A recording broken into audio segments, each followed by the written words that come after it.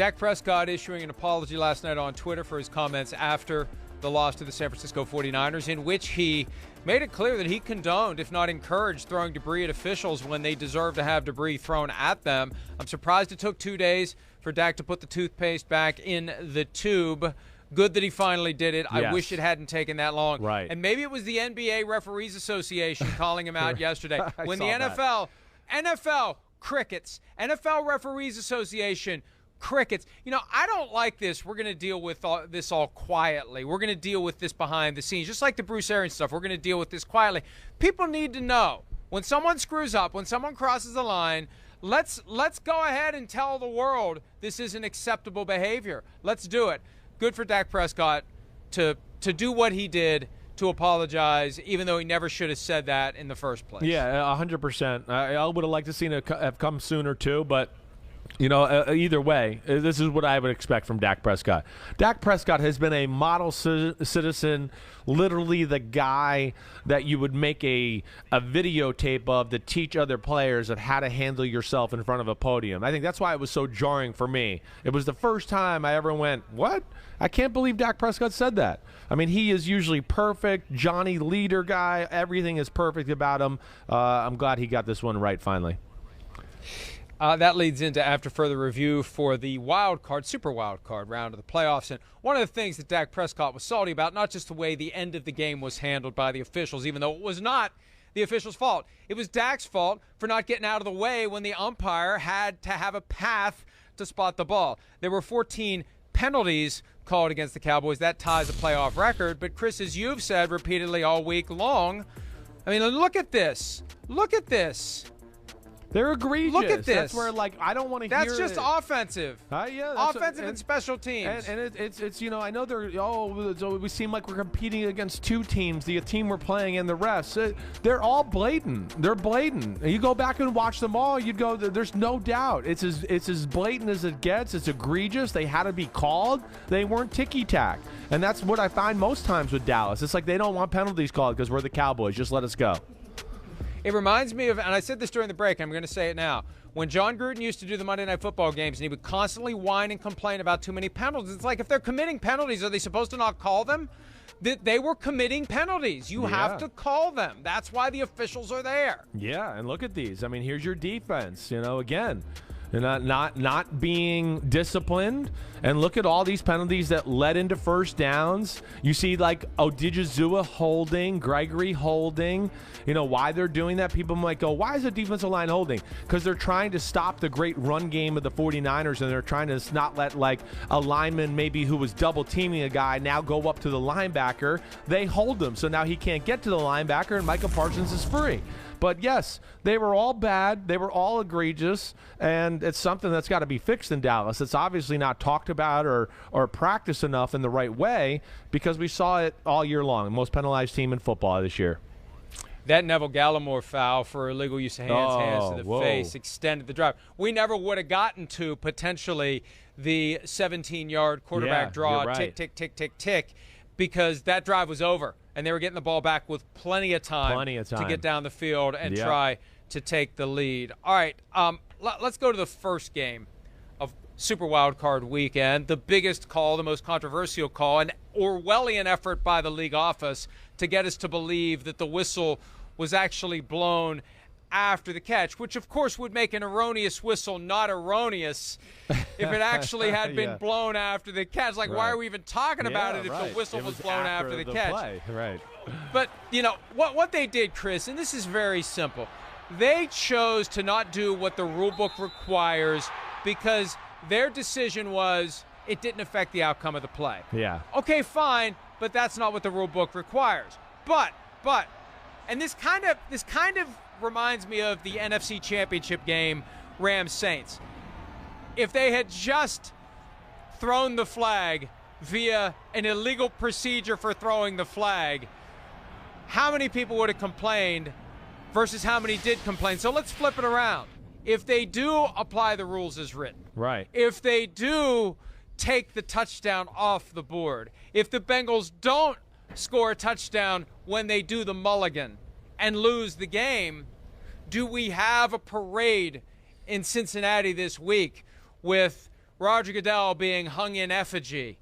Do we have a boycott of all future playoff games by Bengals fans? Is it a much bigger deal if they don't deliberately choose to ignore the rules in order to give the Bengals the result of a play that clearly wasn't affected by the erroneous whistle? Yeah, that's a good question. It is. I think the reason, of course, it was wrong. The NFL, the way they handled it was wrong. I mean, you made light of it. I mean, the rule is what the rule is. So there's an erroneous whistle. You replay the down, act like it never happened. I think the thing where there's not as much backlash is a little bit because of what you said, I think, to a degree. And the fact that most people watching it, I think, go, wait, the guy covering that receiver, he didn't hear the whistle. I don't really think it really affected the play all that much. But that doesn't make up for the way it should be handled. And, of course, that doesn't make up for the way the Raiders fans feel about this situation. So I don't know what happens there if it got flipped around the other way. I don't know. Yeah, you'd have a lot of Bengals fans really pissed off at the NFL because of a referee, blowing a whistle when he shouldn't be. But I got to think it's less egregious than the Saints-Rams thing because, again, at least you get it right. This is the way the NFL's written the rule. Yes, there was a mistake, but at least we got it right. That's where it's a little different. And I still come back to this. This is what annoys me more than anything about this damn play. It's all because we're so worried about the quarterback being hit that we're going to blow whistles even when they get close to the out of bounds now. Now we're gonna blow it before they even get out of bounds because, oh my gosh, I've been told 9 million times to protect the quarterback. Oh my gosh, oh my gosh, oh my gosh. And that's where I'm just like, gosh, it's so bad. And where the hell were you looking at, referee? Look at the guy with the ball. He looks like he's looking down at the ground and trying to watch it with his peripheral vision. And I hadn't really thought of this until our conversation right now.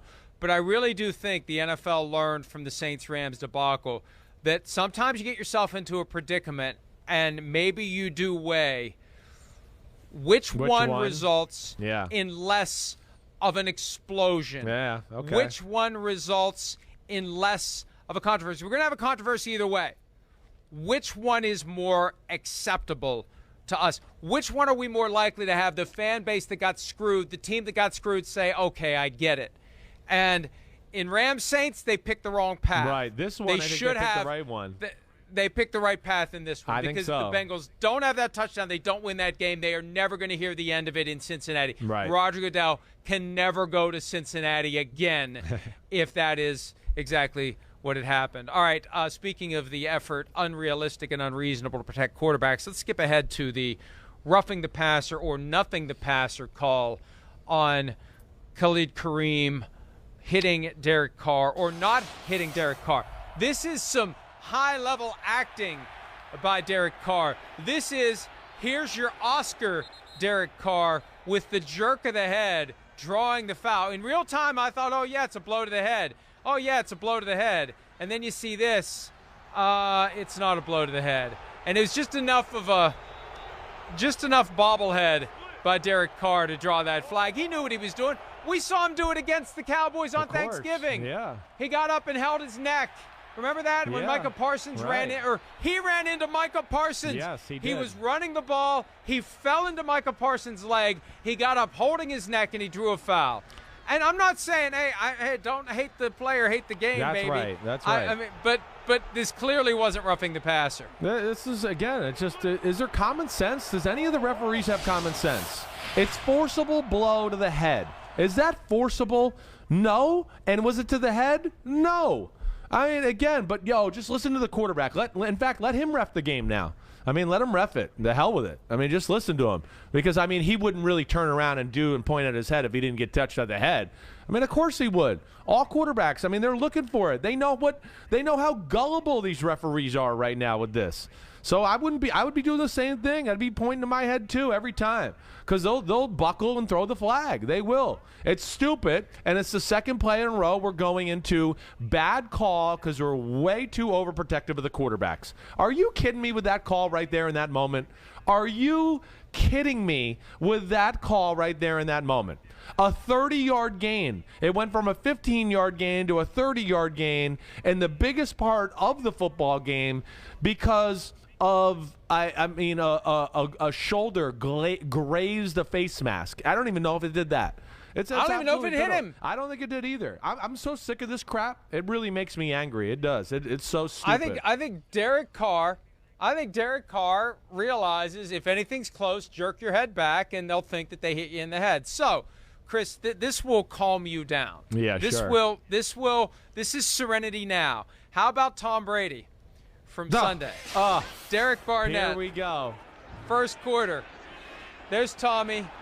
There's Barnett. This is ridiculous. And look, the rule is at or below the knee. That is not even a low hit. He pulls up. He goes in easy. The hip. It's not an illegal hit, and he tries to keep him from falling down and immediately help him up. And gets nudged by the left guard as he's going in. Watch, as he goes in here, watch the guard come off and hit him a little bit, which just knocks him off balance. But it's ridiculous. This is like, illegal hitting, the special relic of the NFL. Tom Brady, how dare you? We put him in bubble wrap. Just stupid. Now, again, this didn't affect the game. We know that. The Bucs were going to stomp on the Eagles no matter what. But this stuff has got to stop. It's playoff football, and there's nothing illegal about that. It really is. And the NFL has gone way too far. And this whole procedure of protecting the quarterback and all of it. And it doesn't seem like they're going to stop. It doesn't seem like anybody's stepping in to say anything. And then, that's fine. But you're going to keep hearing me talk about it. That's for sure, NFL. Here's what it is. Here's what it is. Chris, they need the quarterbacks to get through 17 games, eventually to be 18 games. They need to keep these guys healthy because you go from Tom Brady to Blaine Gabbert, you got yourself a problem. They want to keep these quarterbacks healthy at all costs. So they're willing to take the criticism from us. They're willing to suffer through. Yeah, look, if they're willing to come out and say 2 + 2 = 5 on the Tyler Boyd catch and the erroneous whistle, if they're willing to do that, they're willing to deal with a lot of stuff because they've made a broader calculated decision that we're keeping these quarterbacks healthy, and we don't care if there is relentless criticism of our officiating. We are keeping these quarterbacks healthy, period. It seems that way. Again, I understand there might have been a time and period where you want to do this. There was limited good quarterbacks in the league, but that's not the case anymore. There's great quarterbacks all around. There's a lot of good ones. We're seeing some come out in the draft every year. To me, it's the wrong approach. And again, it's just handicapped good defensive football to a degree. It really has, and it makes no sense. And it's unpredictable. It's unpredictable. It's unpredictable. You're right. It's all over the place. But the guy that gets paid the most is the guy that has the least risk out of all the guys on the field. Hey, you're making quadruple everybody else, quintuple 10 times everybody else, and we're going to make sure that gravy train keeps going because we're not going to let anybody hit you. Man, that's why the locker room hates quarterbacks. It is right there. But the quarterbacks are what make the game go. They're the most important player on the field. I get it. They make it go, but we act like some of these teams wouldn't be good without it. Again, we forgot that Nick Foles is a third-string quarterback and beat Brady in the Super Bowl a few years ago.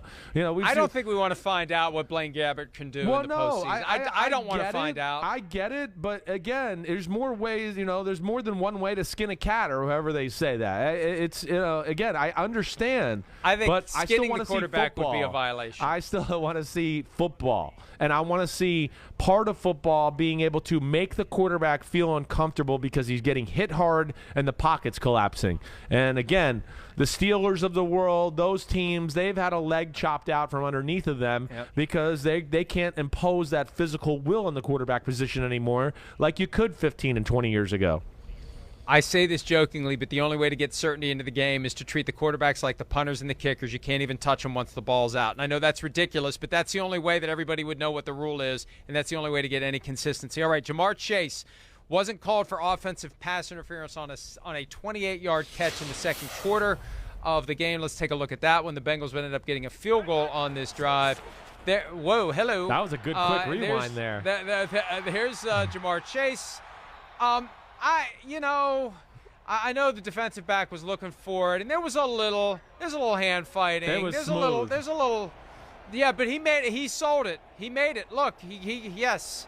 That left hand was real good. He didn't extend it. He kind of like, but he puts it on his back and pushes the guy by. I mean, he pushes Trufant by. Yes. That's Nate Wright. That's Nate Wright falling down with Drew Pearson. It's just you can actually see the hand on this one. Yeah, there it is. And, he did it in a way where I do think it was in a position where it's hard for the referees to see. But to me, this is the most commonly missed call in football right now.